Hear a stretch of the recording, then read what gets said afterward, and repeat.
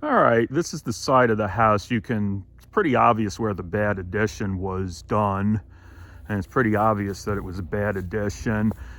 The general concept here is for the new addition to match the roof line, and also use this concrete work here. This concrete all has to come out and be replaced. So basically have it bump out to match up with the front wall of the house. You can see this concrete is totally done for. It's sinking, it's cracking, and that's gonna be redone anyway. So let me go inside and show you what the inside looks like. This is the upstairs inside. This was originally the side wall to the house when it was originally built. This structure up here was the original side exit / mud room. Hence it had a concrete floor and this ugly tile work. Tile work's gonna come out. This is the wooden floor portion over the deer room. You can see, if you look closely there, you can see it's pretty rotted out, and whole corner there is rotted out.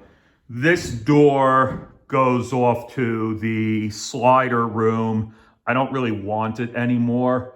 You could see the original side of the original roof line there. Now, when I took down the hanging ceiling here, I said, oh, you know what I'm gonna do? I want a cathedral ceiling in here.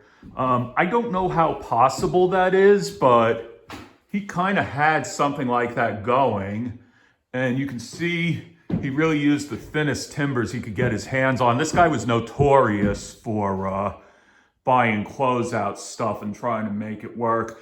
But my preference here would be to have a cathedral ceiling, which I would imagine is going to be one thick-ass beam across and then just some regular stuff. And my builder, Dave, he looked at it and he said that should be possible. The window movements, windows could be moved around. I just want to have, windows there so I could sit and watch the deer.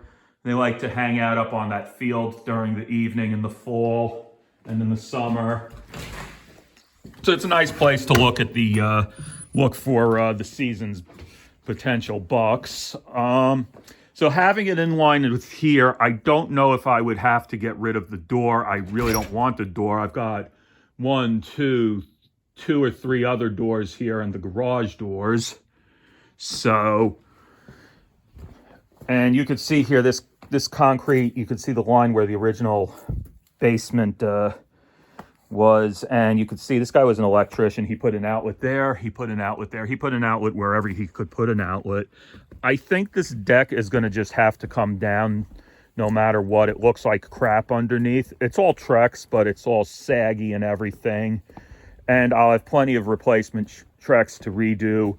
This was probably the original end of the thing before he got into a contest with somebody to overexpand his house. And you can see the original roof line there and the extension done off for the deck to keep it a little drier.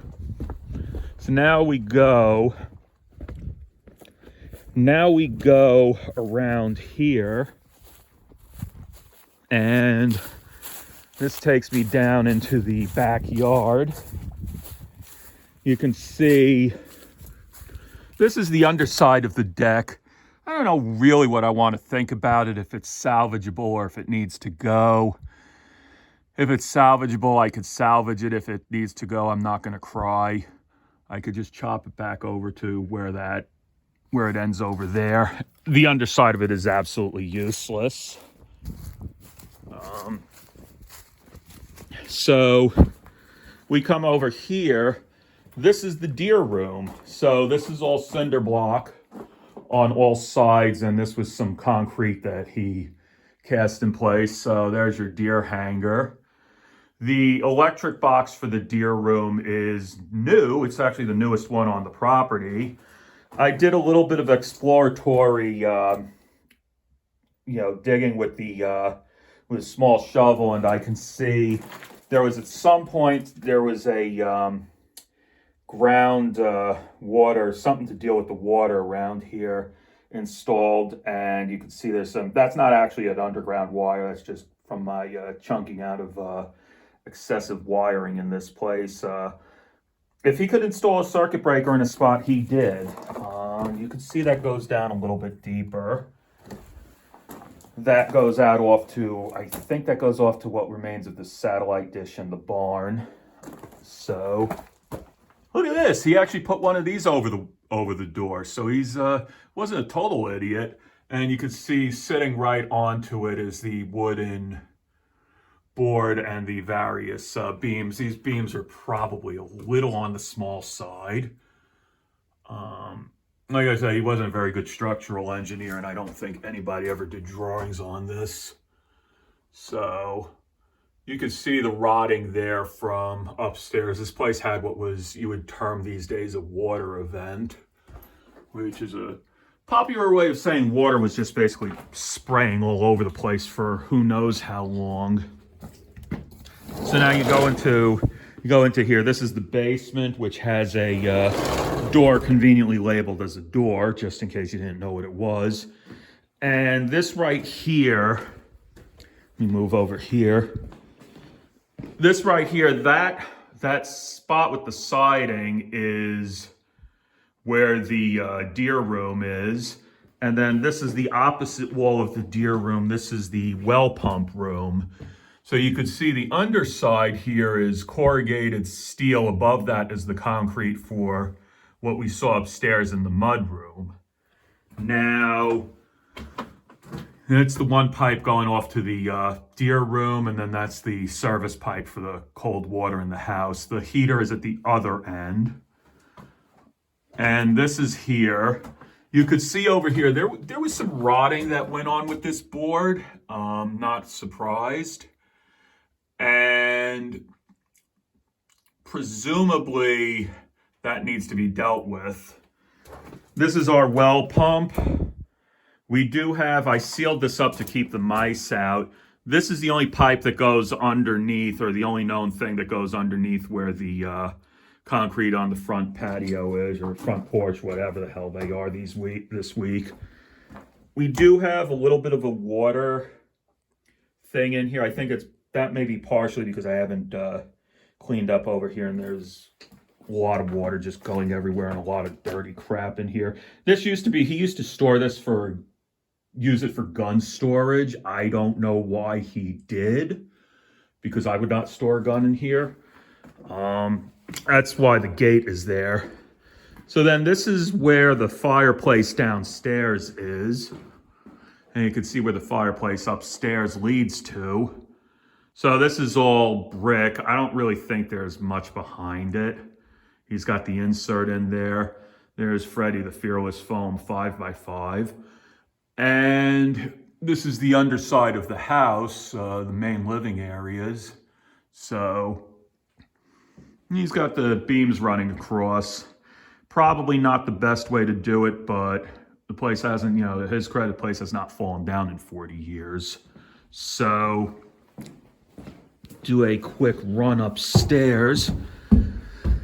This goes up the nice narrow staircase, and it's pretty exciting there. So that is the upstairs fireplace. Let me get a light in here. So that's basically the, you can see right there, the laundry room runs just to about the end of the Don't Tread on Me flag. And right over here is the entrance. Now, the light switch to turn on the light in the laundry room is on this side. The light switch to turn on the lights in the kitchen is on this side. He was an electrician. Nobody ever said he was a good one. So there you go. You can see everything here. And there were 2 air conditioner ducts coming in over here, and it'd be nice to preserve them. I'll find a spot for them because the air conditioning is going to have to be redone anyway. And you can see he literally used whatever was on closeout at Knoebel Lumber. So you can see he actually, for the one duct, he just, just used a Sawzall to just put a hole in there. I mean, this place literally has its original roofing material on top of it. So, and then he used this silly thing as a brace, which probably doesn't do much, but you can see from over the years it didn't do very well in terms of holding up. Dave recommended Green Valley spray foam. He says he's heard good things about them and to just help seal this whole place up. Not sure exactly where we can put the appliances. I wanted them originally over to the left. He suggested possibly to the right because it would bring the services in closer to the house so I wouldn't have to worry about freezing issues. But yeah, that's basically an overview of it. It seems to be somewhat straightforward. I mean, it's a weird house, but I think it should be pretty straightforward. So that's it. I'll throw this up on YouTube, and when you see it, give me a holler. Okay, thanks. Bye.